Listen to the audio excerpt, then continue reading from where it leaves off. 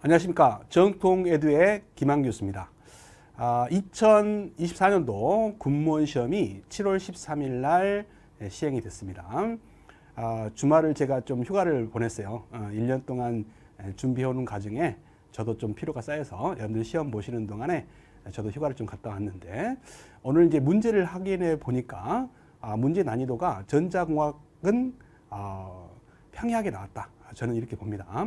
물론 이제 시험을 보시는 이제 수험생 입장에서는 다소 어려움이 있을 수도 있지만, 제가 봤을 때는 기초 과정부터 해가지고 우리가 적중까지 수업을 했잖아요. 거의 문제가 그 외에 나온 문제가 거의 없을 정도로 정확하게 표준에 맞게 출제가 된 것 같습니다. 그래서 기초부터 착실히 실력을 다지신 분들은 고득점을 얻지 않을까 싶어요. 제가 문제 난이도를 분석해 보니까 좀 어렵다 싶은 문제가 두세 문제밖에 없어요. 평이한 문제였다, 이렇게 보여집니다. 좀 어려움을 느끼신 분들한테 좀 안타까운 말씀이지만, 죄송한 말씀이지만, 제가 판단했을 때는 평이하게 나왔다, 이렇게 보여집니다. 그래서 85점 이상의 고득점을 충분히 얻을 수 있는 그 정도의 난이도였다, 저는 이렇게 판단이 됩니다. 한번 분석을 해보도록 하죠. 우리가 이제 전자공학은 저는 이제 크게 두 파트로 나눠서 수업을 했었죠. 순수한 이제 아날로그 파트의 전자 회로, 그 다음에 이제 회로 이론 파트의 전자공학, 이렇게 이제 크게 두 개로 나누고, 아날로그 회로 파트의 전자공학은 아날로그 파트와 디지털 파트를 맨 마지막에 분리를 했어요. 그래서 이제 평소와 다름없이 전자 회로 아날로그 파트에서는 11문제가 출제가 됐습니다. 그리고 이제 비교적 쉽게 나오는 디지털 파트도 여지없이 5문제가 평균적으로 출제가 됐어요. 여느 때와 똑같죠. 4문제나 5문제가 항상 나왔거든요.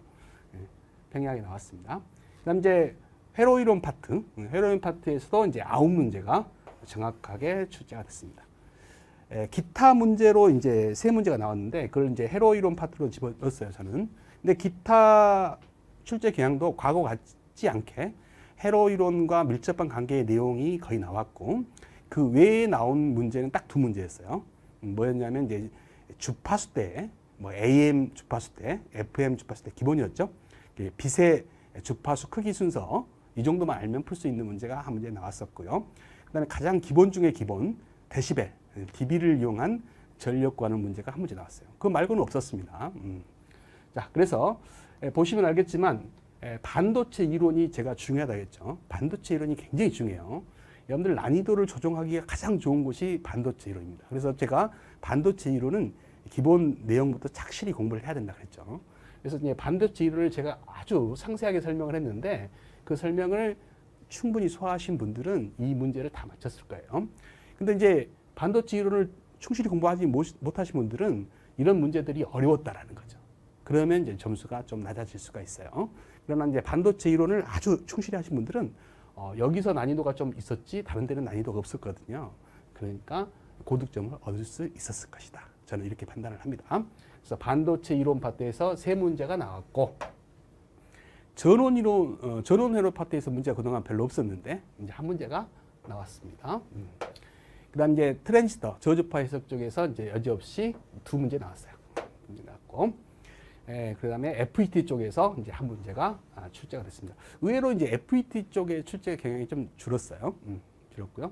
그다음에 연산 증폭기가 3문제나 나왔습니다. 연산 증폭기와 관련된 문제가, 물론 이제 순수하게 연산 증폭기는 이제 2문제가 나왔고, 부기한 쪽에서 부기한 특징이 한 문제가 나왔죠. 그래서 여기는 뭐 평이하게 맞출 수 있는 문제, 그다음에 응용 문제 한 문제 이렇게 나왔습니다.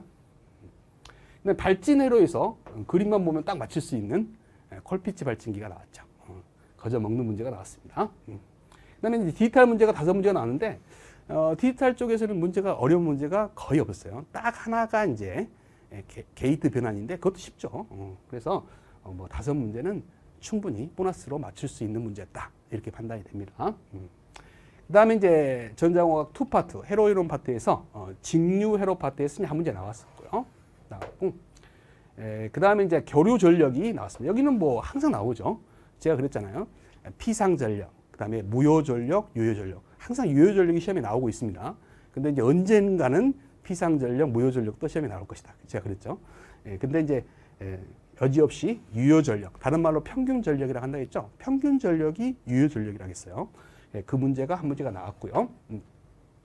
그 다음에 이제 유도 결합 회로 파트에서 이제 한 문제가 나왔습니다. 나왔어요. 여기는 뭐 변압기죠, 변압기. 그 다음에 선형 회로 파트에서 난이도가 높은 한 문제가 나왔어요. 이거는 이제 우리가 적중 문제에서 풀어봤던 문제와 유사하게 나왔어요. 그래서 이거는 전력, 최대 전력 전달 조건만 아시면 되는데, 우리가 최대 전력 전달을 구할 때는 태분안의 등가 회로를 이용해서 최대 전력을 구할 수 있다. 이런 문제가 한 문제 있었습니다. 그 문제를 충실히 푸신 분들은 좀 난이도가 있었지만 충분히 풀 수 있는 문제가 나왔어요. 그러니까 이 문제가 좀 난이도가 있었던 것 같아요. 그 다음에 이제 죄송스러운데 제가 4단자망이 그동안 출제 교양이 없었어요. 그래서 적중 과정에서 제가 4단자망은 그동안 출제가 안 나왔으니까 2단자망과 4단자망은 건너뛰어도 된다 이렇게 했는데, 우리가 이 기초 이론에서는 충실했죠, 우리가. 근데 그 중요한 A, B, C, D 전송 파라미터가 나와버렸어요. 그것도 기초 중에 기초, 아주 쉬운 게 나왔어요. 그래서 이제 기초 공부를 하신 분들은 괜찮았는데, 나중에 이제 뭐 핵심 정리라든지 적중 과정만 들으신 분들은 조금 곤란했을 것 같아요. 자, 그랬고, 그다음에 이제 라플라스 변환이 이제 계속 나오다가 뜸하게 안 나왔다겠죠. 근데 드디어 나왔습니다. 그래서 라플라스 변환. 그래서 라플라스 변환과 퓨리 변환에서는 제가 그랬죠. 사인, 코사인 시험에 잘 나온다. 사인, 코사인 여지없이 나왔어요. 네, 그 다음에 이제 기타 문제로 아까 말씀드린 DB 구하는 거, DB를 이용해서 전력 구하는 거, 주파수 대를 따지는 거, 그런 문제가 나왔고, 나머지 하나는 이제 회로 이론 파트인데 기타는 아닌데, 캐패시터, 제가 적중 과정에서 캐패시터 직병렬 계산하는 방법, 쉬운 방법 말씀드렸죠. 저항과 정반대로 직렬로 있으면 병렬 계산하고 병렬로 있으면 직렬 계산하는 거. 그게 또 기출 문제에 있었는데 이번에 똑같이는 안 나왔지만 비슷하게 나왔어요. 그래서 쉽게 맞췄으리라 봅니다. 자, 이렇게 해서 우리가 총 25문제가 나왔다.